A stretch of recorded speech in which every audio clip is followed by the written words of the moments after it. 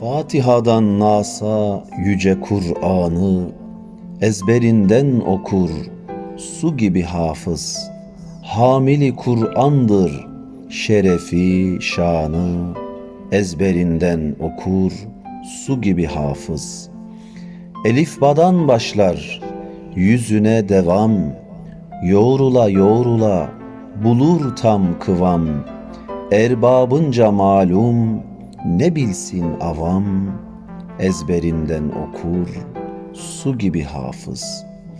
Yokuşu tırmanır, kat eder düzü, has yapar, pişirir zirvede gözü. 114 sureyi, tüm 30 cüzü, ezberinden okur su gibi hafız. Gecesi gündüzü hakkın fermanı, azim, sebat, sabır, aşktır dermanı. Hıfzeder kaldırır bütün harmanı, ezberinden okur su gibi hafız.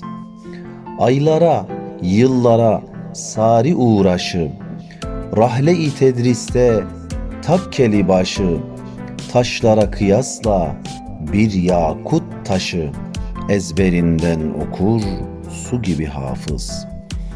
Tan yeri ağarsın tutar zamanı, kelamullah'a pür kalpte imanı.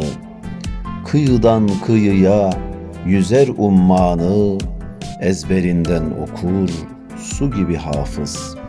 Lisanın, dudağın, hakkı var dişin, hançeresi düzgün, farkında işin. Bir femi muhsinden mehariç peşin, ezberinden okur su gibi hafız.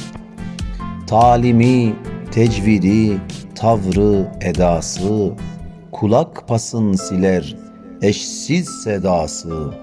Kerim kitabadır halden nidası, ezberinden okur su gibi hafız. Simasına vurmuş şavkı ayatın, ayı güneşidir hepsi hayatın.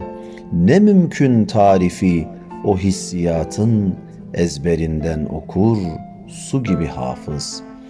Keramet tacıdır ana babaya, dahi büründürür atlas urbaya. Şefaat müyesser onca çabaya, ezberinden okur su gibi hafız. Dervişim hafızım bin şükür payem, rızayı baridir büsbütün gayem. Dilerim Kur'an'la bitsin hikayem, ezberinden okur su gibi hafız.